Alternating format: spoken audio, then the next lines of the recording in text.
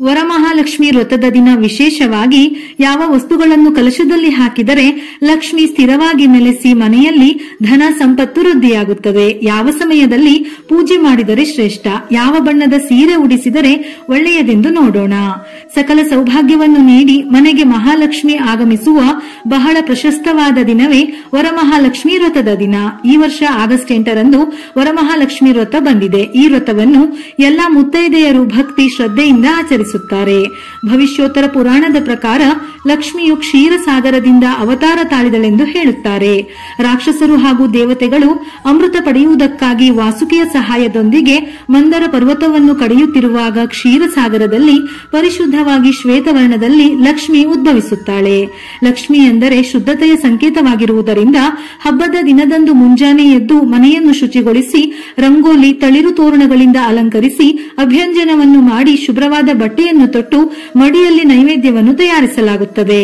ತುಂಬಾ ಸರಳವಾಗಿ ಮಹಾಲಕ್ಷ್ಮಿ ಅಮ್ಮನವರಿಗೆ ಇಷ್ಟವಾಗುವ ರೀತಿ ಹಬ್ಬ ಮಾಡುವ ವಿಧಾನ.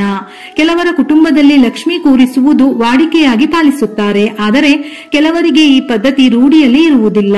ಹಾಗಾಗಿ ತುಂಬಾ ವಿಷಯಗಳಲ್ಲಿ ಗೊಂದಲ ಇರುತ್ತದೆ. ವರಮಹಾಲಕ್ಷ್ಮಿ ವ್ರತ ಆಚರಣೆ ಮಾಡುವವರು ಪದ್ಧತಿಯನ್ನು ಅನುಸರಿಸಲೇಬೇಕು.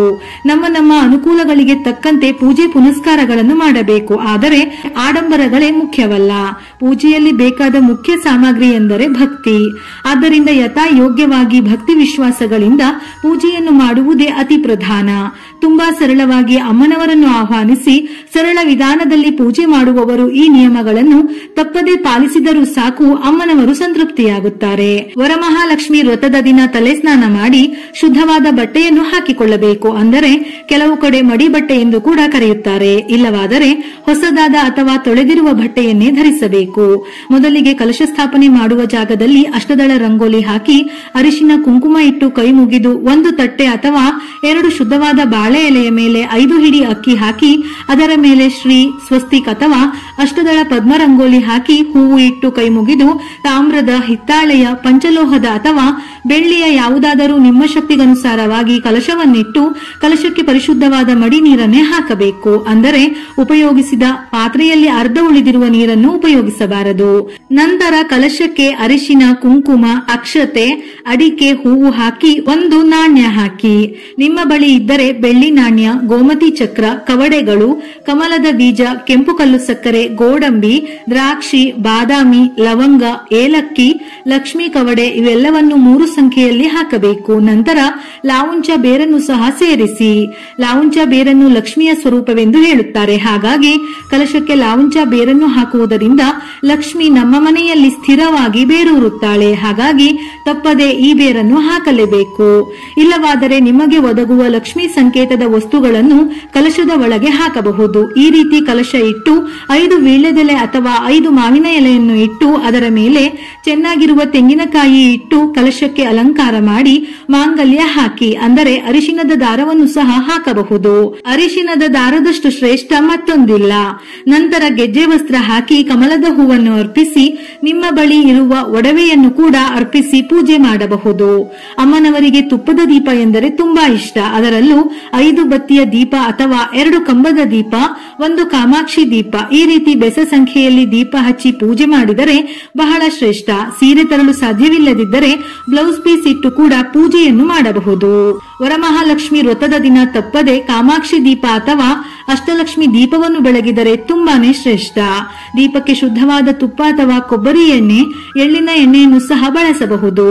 ದೀಪ ಬೆಳಗಿದ ನಂತರ ದೀಪಕ್ಕೆ ಸ್ವಲ್ಪ ಅರಿಶಿನ, 2 ಲವಂಗ ಅಥವಾ ಜಾವದ್ ಪೌಡರ್ ಈ 3ರಲ್ಲಿ ಒಂದನ್ನು ಸೇರಿಸಿ ದೀಪ ಬೆಳಗಿ. ನೀವು ಕೋರಿದ ಇಷ್ಟಾರ್ಥಗಳೆಲ್ಲ ಖಂಡಿತವಾಗಿಯೂ ನೆರವೇರುತ್ತದೆ.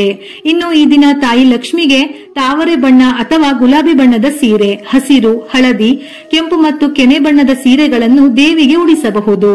ಈ ವರ್ಷ ವರಮಹಾಲಕ್ಷ್ಮಿ ವ್ರತದ ದಿನ ಚತುರ್ದಶಿ ತಿಥಿಯಲ್ಲಿ ಉತ್ತರಾಷಾಢ ನಕ್ಷತ್ರದಲ್ಲಿ ವಿವಿಧ ಯೋಗಗಳೊಂದಿಗೆ ವರಮಹಾಲಕ್ಷ್ಮಿ ವ್ರತ ಬಂದಿದೆ. ಈ ದಿನ ಬ್ರಹ್ಮ ಮುಹೂರ್ತದಲ್ಲಿ ಕಲಶ ಸ್ಥಾಪನೆ ಮಾಡಿದರೆ ಒಳ್ಳೆಯದು. ಆದರೆ ಅಷ್ಟು ಬೆಳಗಿನ ಜಾವ ಎಲ್ಲರಿಗೂ ಕಷ್ಟ ಆಗುವುದರಿಂದ ಬೆಳಿಗ್ಗೆ 6 ಗಂಟೆಯಿಂದ 8 ಗಂಟೆ 46 ನಿಮಿಷದವರೆಗೆ ಪೂಜೆ ಮಾಡಬಹುದು. ಶುಕ್ರವಾರ ಬೆಳಿಗ್ಗೆ 10 ಗಂಟೆ 30 ನಿಮಿಷದಿಂದ 12 ಗಂಟೆಯವರೆಗೆ ರಾಹುಕಾಲ ಇರುವುದರಿಂದ ರಾಹುಕಾಲಕ್ಕೂ ಮೊದಲು ಪೂಜೆ ಪ್ರಾರಂಭ ಮಾಡಿದರೆ ಶ್ರೇಷ್ಠ. ಹಾಗಾಗಿ ಬೆಳಿಗ್ಗೆ 10:30 ಮೊದಲು ದೇವರ ಮನೆಯಲ್ಲಿ ದೀಪ ಬೆಳಗಿ ರಂಗೋಲಿ ಹಾಕಿ ಕಲಶ ಸ್ಥಾಪನೆ ಮಾಡಿ ಕಲಶದ ಪಕ್ಕದಲ್ಲಿ ದೀಪಾರಾಧನೆ ಮಾಡಿ ನಂತರ ಮನೆಯಲ್ಲಿ ಮಿಕ್ಕಿರುವ ಕೆಲಸ ಅಂದರೆ ಪೂಜೆಗೆ ನೈವೇದ್ಯ, ಅಡುಗೆ ಹೀಗೆ ಮಾಡಿಕೊಂಡರೆ ಒಳ್ಳೆಯದು. ಮಧ್ಯಾಹ್ನ ಸಮಯದಲ್ಲಿ ಪೂಜೆ ಮಾಡುವವರು 1:22 3:41 ಪೂಜೆ ಮಾಡಬಹುದು. ವರ್ಷಕ್ಕೆ ಒಮ್ಮೆ ಮಾಡುವ ಈ ವ್ರತ ಒಳ್ಳೆ ಸಮಯದಲ್ಲಿ ಮಾಡಿದರೆ ಶ್ರೇಷ್ಠ. ಎಲ್ಲಕ್ಕಿಂತ ಬೆಳಗಿನ ಸಮಯದಲ್ಲಿ ಪೂಜೆ ಮಾಡಿದರೆ ಬಹಳ ಒಳ್ಳೆಯದು. ಆದರೆ ನಿಮ್ಮ ಸಮಯ ಅನುಕೂಲಕ್ಕೆ ತಕ್ಕಂತೆ ಒಮ್ಮೆ ಯೋಚಿಸಿ ಪೂಜೆ ಮಾಡಿ. ಇನ್ನು ಸಂಜೆಯ ಸಮಯದಲ್ಲಿ ಪೂಜೆ ಮಾಡುವವರು ಗೋಧೂಳಿ ಸಮಯದಲ್ಲಿ ಸಂಜೆ 4:30 6 ಗಂಟೆಯವರೆಗೆ ಪೂಜೆ ಮಾಡಬಹುದು. ಇದನ್ನು ಬಿಟ್ಟು ಸಂಜೆ 7:27 8:54 ವರಮಹಾಲಕ್ಷ್ಮಿ ಪೂಜೆಯನ್ನು ಮಾಡಬಹುದು. ಆಡಂಬರಕ್ಕಿಂತ ಮನಸ್ಸಿನಲ್ಲಿರುವ ಶ್ರದ್ಧೆ ಭಕ್ತಿ ತುಂಬಾ ಮುಖ್ಯ. ಇನ್ನು ತಾಯಿಗೆ ಪ್ರಿಯವಾದ ನೈವೇದ್ಯ ಎಂದರೆ ಗುಡಾನ್ನ ಅಥವಾ ಬೆಲ್ಲದ ಅನ್ನ, ಕೋಸುಂಬರಿ. ಲಕ್ಷ್ಮಿಗೆ ಪ್ರಿಯವಾದ ಧಾನ್ಯವೆಂದರೆ ಕಡಲೆಬೇಳೆ. ಹಾಗಾಗಿ ಈ ದಿನ ಕಡಲೆಬೇಳೆಯಿಂದ ತಯಾರಿಸಿದ ಹಯಗ್ರೀವ, ಹೋಳಿಗೆ, ಪಾಯಸವನ್ನು ಕೂಡ ಮಾಡಬಹುದು. ಇದರ ಜೊತೆಯಲ್ಲಿ ನಿಂಬೆಹಣ್ಣಿನ ಚಿತ್ರಾನ್ನ ಹಾಗೂ ನಿಮ್ಮಿಂದ ಸಾಧ್ಯವಾಗುವ ತಿಂಡಿಗಳನ್ನು ಅರ್ಪಿಸಬಹುದು. ಅವರವರ ಯಥಾಶಕ್ತಿಯಂತೆ ಲಕ್ಷ್ಮಿಯನ್ನು ಚಿನ್ನ, ಬೆಳ್ಳಿ, ಹೂವುಗಳೊಂದಿಗೆ ಅಲಂಕರಿಸಿ ಪೂಜಿಸುತ್ತಾರೆ. ತಾಯಿಗೆ ಹೂವುಗಳೆಂದರೆ ಬಹಳ ಪ್ರೀತಿ. ಅದರಲ್ಲೂ ಕಮಲದ ಹೂವು ಹಾಗೂ ಬಿಲ್ವಪತ್ರೆ ಎಂದರೆ ತಾಯಿಗೆ ತುಂಬಾ ಪ್ರೀತಿ. ಬಿಲ್ವ ವೃಕ್ಷದಲ್ಲಿ ಲಕ್ಷ್ಮಿ ನೆಲೆಸಿದ್ದಾಳೆಂದು ಬಿಲ್ವ ಪತ್ರೆಯಿಂದ ಪೂಜೆ ಮಾಡಿದರೆ ತಾಯಿ ಒಲಿಯುವಳೆಂಬ ನಂಬಿಕೆಯೂ ಇದೆ. ವರಲಕ್ಷ್ಮಿ ಎಂದರೆ ವರಗಳನ್ನು ಕೊಡುವವಳು ಎಂದು ಕೂಡ ಹೇಳುತ್ತಾರೆ. ಈ ವ್ರತವನ್ನು ಯಾರು ನಿಷ್ಠೆಯಿಂದ ಮಾಡುತ್ತಾರೋ ಅವರಿಗೆ ಹಾಗೂ ಅವರ ಕುಟುಂಬದ ಪ್ರತಿಯೊಬ್ಬರಿಗೂ ಒಳ್ಳೆಯದಾಗುತ್ತದೆ. ಎಲ್ಲಾ ಕೆಲಸದಲ್ಲಿ ಏಳಿಗೆ ಆಗುತ್ತದೆ. ಅದು ಎಂಥದ್ದೇ ಸಮಸ್ಯೆ ಇರಲಿ, ಈ ಒಂದು ವ್ರತ ಮಾಡಿದರೆ ಸಾಕು, ಸಕಲವೂ ಪ್ರಾಪ್ತಿಯಾಗುತ್ತದೆ. ಹಾಗಾಗಿ ನಮ್ಮ ಪೂರ್ವಿಕರು ಹೇಳುವ ಮಾತೆಂದರೆ, ಎಲ್ಲಿ ತನು ಮನ ಮನೆ ಶುದ್ಧವಾಗಿರುತ್ತದೆಯೋ ಅಲ್ಲಿ ಲಕ್ಷ್ಮಿಯು ತಾಂಡವವಾಡುತ್ತಾಳೆ ಎಂದು. ಎಲ್ಲದಕ್ಕಿಂತ ಇಲ್ಲಿ ಭಕ್ತಿ ಹಾಗೂ ಶ್ರದ್ಧೆ ಮುಖ್ಯ. ಮೊದಲು ಪ್ರಥಮ ಪೂಜಿತನಾದ ಗಣಪತಿಯನ್ನು ಪೂಜಿಸಿ ನಂತರ ತಾಯಿ ಲಕ್ಷ್ಮಿಯನ್ನು ಪೂಜಿಸಬೇಕು. ಕುಂಕುಮಾರ್ಚನೆ ಮಾಡುವುದರೊಂದಿಗೆ ಲಕ್ಷ್ಮೀ ದೇವಿಯನ್ನು ಆವಾಹನೆ ಮಾಡುತ್ತಾರೆ. ಪೂಜೆಯ ಸಮಯದಲ್ಲಿ ನಿಮಗೆ ಈಗಾಗಲೇ ನೀಡಿರುವ ಸೌಕರ್ಯಗಳಿಗೆ ಧನ್ಯವಾದಗಳನ್ನು ತಿಳಿಸಿ ಕುಟುಂಬದವರೆಲ್ಲರಿಗೂ ಆರೋಗ್ಯ, ಆಯುಷ್ಯವನ್ನು ಕೊಟ್ಟು ಕಾಪಾಡು ಎಂದು ಪ್ರಾರ್ಥಿಸಿ. ಭಕ್ತಿಯಿಂದ ತುಪ್ಪದ ದೀಪದ ಆರತಿ ಮಾಡಿ ಈ ದಿನ ತಪ್ಪದೆ ಮುತ್ತೈದೆಯರಿಗೆ ಅರಿಶಿನ ಕುಂಕುಮವನ್ನು ಕೊಟ್ಟು ಅವರ ಆಶೀರ್ವಾದವನ್ನು ಪಡೆದು ನಿಮ್ಮ ಪೂಜೆಯನ್ನು ಪೂರ್ತಿ ಮಾಡಿ. ಪೂಜೆಯ ನಂತರ ಶ್ರೀ ವರಮಹಾಲಕ್ಷ್ಮಿ ವ್ರತದ ಕಥಾ ಶ್ರವಣ ಮಾಡಿದವರಿಗೆ ದಾರಿದ್ರ್ಯ ಕಳಿದು ಆಯಸ್ಸು, ಆರೋಗ್ಯ, ಸಂಪತ್ತು, ಧನ ಧಾನ್ಯಗಳೆಲ್ಲವೂ ಪ್ರಾಪ್ತಿಯಾಗುತ್ತದೆ. ಒಮ್ಮೆ ವರಲಕ್ಷ್ಮಿ ವ್ರತ ಮಾಡಿದರೆ ಸಾಕು, ಅಷ್ಟಲಕ್ಷ್ಮಿಯರಿಗೆ ಪೂಜೆ ಸಲ್ಲಿಸಿದಷ್ಟು ಫಲ ಲಭಿಸುತ್ತದೆ.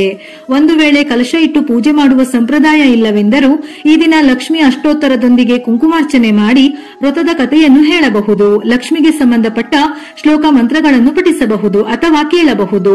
ನಿಮ್ಮ ಶಕ್ತಿಗೆ ಅನುಸಾರವಾಗಿ ದೇವರಿಗೆ ನೈವೇದ್ಯ ಮಾಡಿ ಪೂಜೆಯನ್ನು ಮಾಡಿ ಮುತ್ತೈದೆಯರ ಆಶೀರ್ವಾದವನ್ನು ಪಡೆದರೂ ಕೂಡ ತಾಯಿ ಲಕ್ಷ್ಮಿಯ ಸಂಪೂರ್ಣ ಅನುಗ್ರಹ ಪ್ರಾಪ್ತಿಯಾಗುತ್ತದೆ. ವಿಡಿಯೋ ಇಷ್ಟ ಆಗಿದ್ದಲ್ಲಿ ಮರೆಯದೆ ಲೈಕ್ ಕೊಟ್ಟು ನಿಮ್ಮವರಿಗೆ ಶೇರ್ ಮಾಡಿ. ಇದೇ ರೀತಿಯ ಮನಮುಟ್ಟುವ ಉಪಯುಕ್ತ ಮಾಹಿತಿಗಳಿಗಾಗಿ ಮತ್ತೆ ಭೇಟಿಯಾಗೋಣ.